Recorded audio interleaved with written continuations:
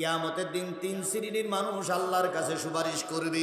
প্রথম সুপারিশ করবে নবীরা, পরে সুপারিশ করবে আলেমেরা, 3 নম্বর সুপারিশ করবে শহীদেরা। শহীদ বড় কঠিন জিনিস, কথা বলেন ঠিক না বেঠিক? বাংলাদেশে অনেকেই শহীদের দাবি করে, প্রকৃত শহীদ হল আমাদের বাংলাদেশের একজন কাদের মোল্লা ভাই। ইনি হলেন প্রকৃত শহীদ, কথা বলেন ঠিক না বেঠিক? আপনি বলতে পারেন ভাই কাদের মোল্লা ভাই কি করে শহীদ হলে আমার একটু জানান। কাদের মোল্লা ভাইয়ের শহীদের রায় হয়ে, কাদের মোল্লা ভাইয়ের ফাঁসির রায় হয়ে গেছে, ফাঁসির রায় হয়ে গেছে। উনি জেলখানার ভিতরে আছেন। যেদিন ফাঁসি দেবেন তার 3 ঘন্টা আগে জল্লাদের যেয়ে বললেন, মোল্লা ভাই আপনার আর ফাঁসিকে ঝোলার জন্য 3 ঘন্টা। আমার ভাইয়েরা, যে জিনিসটা বোঝাতে চাচ্ছিলাম, জান্নাতি মানুষ হবে কয় গ্রুপ?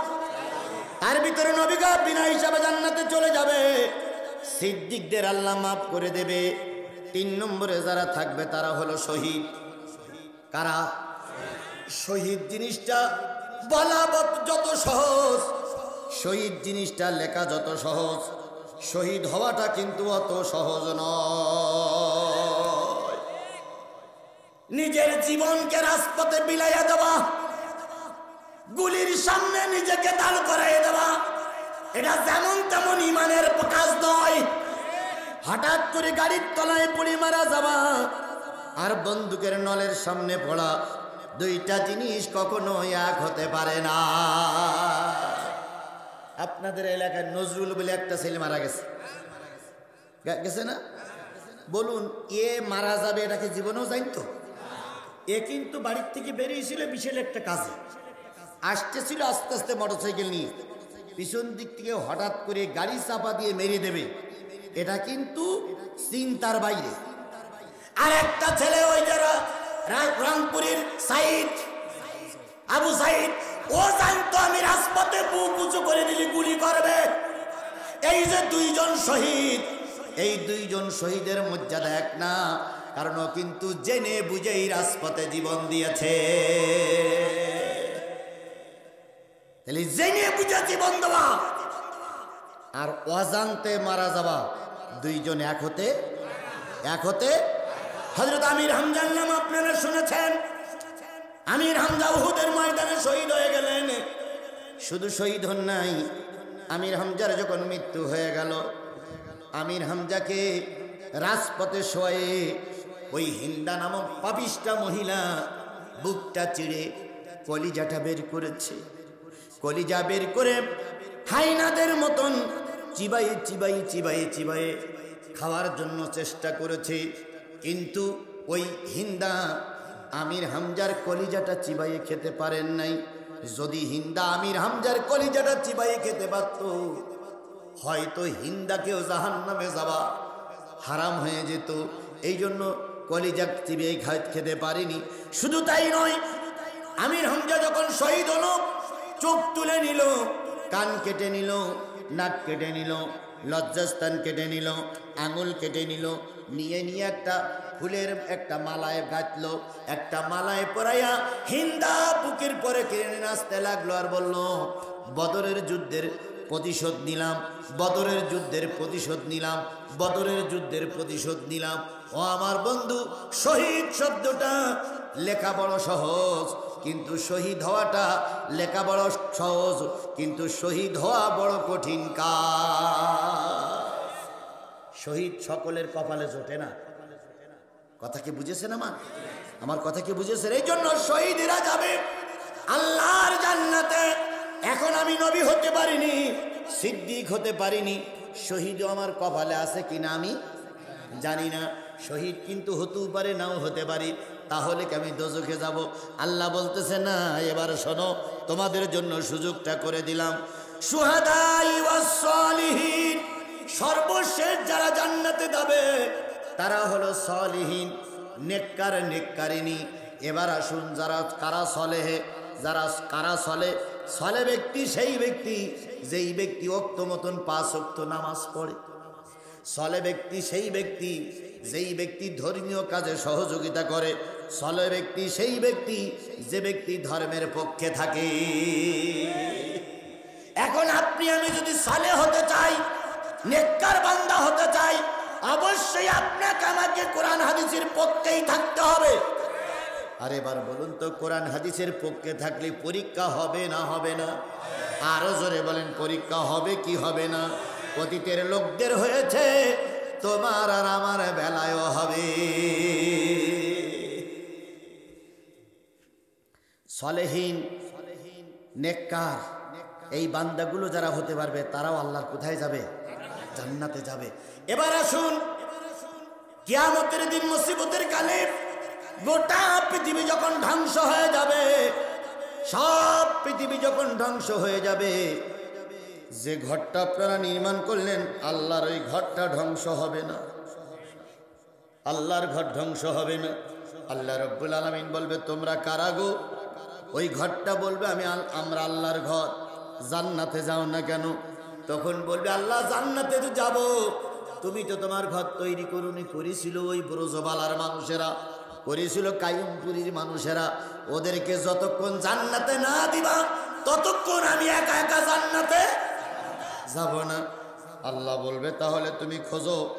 মসজিদ হেগে হেগে বলবে, কই সেই মুয়াজ্জিন, কই সেই ইমাম, কই সেই মুসাল্লি, কই সেই জমিদাতারা, কই সেই টাকাদাতারা?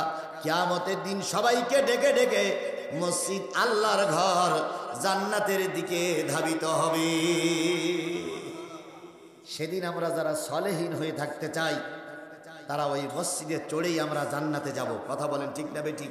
এবার আপনি সলেহীন হইছেন, ভালো ছাত্র হইছেন, নেককার বান্দা হইছেন, আপনার পরীক্ষা নেওয়া হবে কি দিয়ে? আল্লাহ বললেন, ওয়ালা নাবলুওয়ান্নাকুম বিশাইয়্যিম মিনাল খাউফি ওয়াল জু ওয়া নাকসিম মিনাল আমওয়ালি ওয়াল আনফুসি ওয়াস সামারাত ওয়া বাশশিরিস সাবিরিন।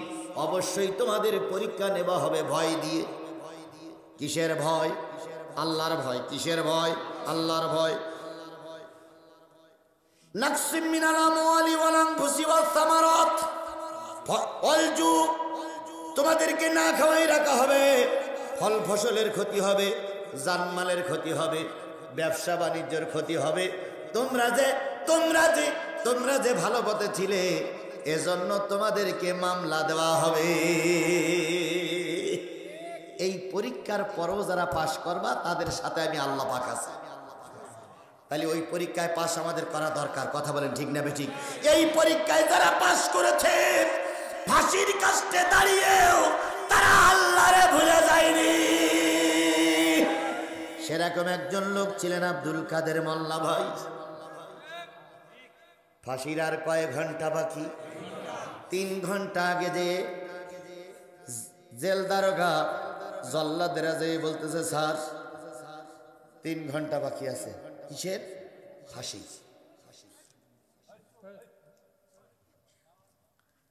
আব্দুল কাদের মোল্লা ভাই বললেন, 3 ঘন্টা যখন বাকি, নতুন করে একটু পাক পবিত্র হয় নাই। আব্দুল কাদের মোল্লা ভাই গেলেন গোসলখানায়, গোসল করলেন, পেশাব পায়খানা সারলেন। এবার আসলেন, 2-4 রাকাত নফল নামাজ পড়লেন, আল্লাহর কোরআন তেলাওয়াত করতে বসে গেছে। কয় ঘন্টা বাকি? 2 ঘন্টা চলে গেছে। 1 ঘন্টা সময় আর বাকি আছে। 1 ঘন্টা পরে আল্লাহর বান্দারে কিসে ঝুলানো হবে? ফাঁসিতে ঝুলানো হবে। ইমানদার, সলেহীন, নেককার, আল্লাহ ভীরু লোক শুধু সাদা কাগজে লিখলে হয় না। আল্লাহ ভীরু হতে গেলে দিলের ভিতরে ঈমান থাকা লাগে। 1 ঘন্টা বাকি, তিনি প্রস্তুতি নিয়েছেন যে ফাঁসিতে ঝুলবেন। এক পর্যায়ে আরো 1/2 ঘন্টা বাকি। 1/2 ঘন্টা পরে জল্লাদের এসে চারিপাশে ঘিরে রেখেছে, এখন 1/2 ঘন্টা পরে আপনাকে নেওয়া হবে। উনি আবার গোসলখানায় গেলেন, গোসল করলেন, উজু করলেন। উজু করার পরে উনি 10 মিনিট আগে জেলের ভিতরে, কামরার ভিতরে গেটে দাঁড়াই আছে, দরজা খুললেই বাহির হবে। আমার সাথীরা, দরজা খোলা হলো। উনি সবার আগে ফাঁসির মঞ্চের দিকে যাচ্ছে। পিছন দিক থেকে একদল লোক বলতেছে, স্যার একটু আস্তে আস্তে হাঁটুন, আপনি যে জোরে হাঁটতেছেন আমরা তো হেঁটে পারি না। উনি তখন বললেন, ভাই আমি এই জন্য যাচ্ছি যে তোমরা তাড়াতাড়ি আমাকে ফাঁসিতে ঝুলাইয়ে দাও। আমি আমার চোখে দেখতেছি আল্লাহ রসুল জান্নাতে দাঁড়িয়ে আমার জন্য অপেক্ষা করতেছে। ইমানদার বলা খুব সহজ, ইমানের পরে টিকে থাকা খুবই কঠিন। কথা বলেন, কথা বলেন, কথা বলেন। ইমানের পরে টিকে থাকা খুবই কঠিন। অনেক আলেম ওলামারা ইমানের পরে টিকে থাকতে পারেনি। আমাদের বাংলাদেশের একজন বড় আলেম, নাম তার শোলাকিয়ার ইমাম ফরিদুদ্দিন মাসুদ, তিনি তার ইমানের বলে টিকে থাকতে পারেনি। কথা বলেন ঠিক না বে ঠিক? তারপরে আর একজন বলেছিল শেখ হাসিনা আপনি জান্নাতি, কফিল উদ্দিন সাহেব, না কফিলউদ্দিন না বলে কফিল উদ্দিন সাহেব, তিনিও তার ইমানের পরে টিকে থাকতে পারেননি। কথা বলেন ঠিক না বে ঠিক? আর একজন মসজিদের খতিব, ওই যে বাইতুল মোকাররমের খতিব মুফতি রুহুল আমিন সাহেব, তিনিও তার ইমানের পরে টিকে থাকতে পারেন নাই। এই লোভে, এই তৃষ্ণা, এই লোভে আকাঙ্ক্ষায় তিনি তাদের ইমান বিক্রি করে ফেলেছে। কথা বলেন আমার ভাইয়েরা। জনগণ জিজ্ঞেস করলো কিভাবে আপনি বুঝলেন রসুল আপনার জন্য অপেক্ষা করতেছে? আব্দুল কাদের মোল্লা ভাই বললেন, তোমরা যেটা দেখতে পাচ্ছ না আমি সেটা দেখতে পাচ্ছি। আমি আমার অন্তর চক্ষু দিয়ে দেখতেছি আল্লাহর নবী জান্নাতের সিঁড়িতে আমার জন্য দাঁড়িয়ে বলতেছেন, আব্দুল কাদের মোল্লা 23টা বছর তাহাজ্জুদ নামাজ পড়ে পড়ে দোয়া করেছো, আল্লাহ তুমি আমাকে শহীদ মৃত্যু দাও, আল্লাহ তোমার মৃত্যু কবুল করেছে, আসো আমি তোমাকে নিয়ে জান্নাতে চলে যাব। আর আমি স্পষ্ট করে দেখতেছি জান্নাতটা নতুন করে সাজানো হয়েছে। আমি নবীকে জিজ্ঞেস করলাম কাদের জন্য জান্নাত সাজানো হচ্ছে? নবী মিসকে হাসি দিয়ে বললেন, কাদের মোল্লা তোমার দোয়া মালিকের কাছে কবুল হয়ে গেছে, তোমার জন্য জান্নাত নতুন করে সাজানো হয়েছে। আর একটু সামনে যান, শহীদ কারে বলে, শহীদের মর্যাদা কোথায়? আরেক